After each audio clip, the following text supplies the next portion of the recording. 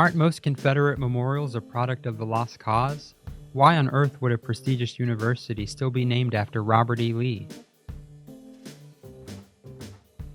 To understand why Washington and Lee University's name is so unique, let's jump back to one of the most critical moments in the school's history, when trustees met 3 days after President Lee's untimely death.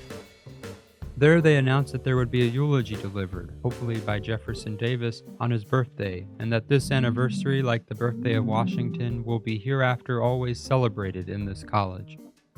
Next, they voted to upgrade their status to a university and rename the institution after Washington and Lee, the founder and restorer of our beloved college. They also took provisions to bury Lee in the college chapel, which faculty members proposed to be renamed the Lee Memorial Chapel. Though several decades passed before this became the official name, it was frequently used as more family members were entombed there. But Lexington was not the only city that mourned Lee's death. Several communities throughout the South and even some in the North held memorial services. Many Virginians urged for him to be buried in Richmond, the former capital of the Confederacy. This is because most Southerners knew and loved Lee from his service with the Army of Northern Virginia. Even the trustees admitted that we admired his chivalric gallantry in the field, but they clarified, "We love General Lee chiefly for the victories won by him in the classic shades of Washington College, the lowliest but loveliest leaf in the thickly garlanded chaplet of his fame." Lee had improved the college beyond measure, and trustees needed to find someone to continue that legacy.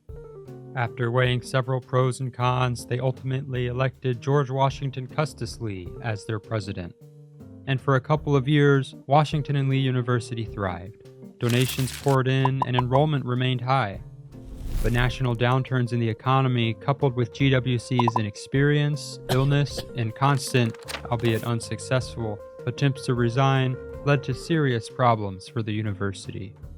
Most of the brilliant professors Lee had recruited left, and in 1880, enrollment had declined below 100 students for the first time since the Civil War. Several programs and scholarships Lee had established were abandoned or defunded. While Lee's educational innovations were never forgotten, they failed to attract the same memory as Chancellorsville and Gettysburg.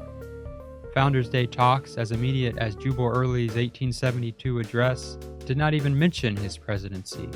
And hugely unsuccessful campaign drives like that of J.W. Taylor's Lee Monumental University focused more on Southern nationalism than on academic improvement. And so, with much irony, the man who had tried so hard to move on from the Confederacy became the posthumous face of it. And for well over a century, Washington and Lee benefited from that connection.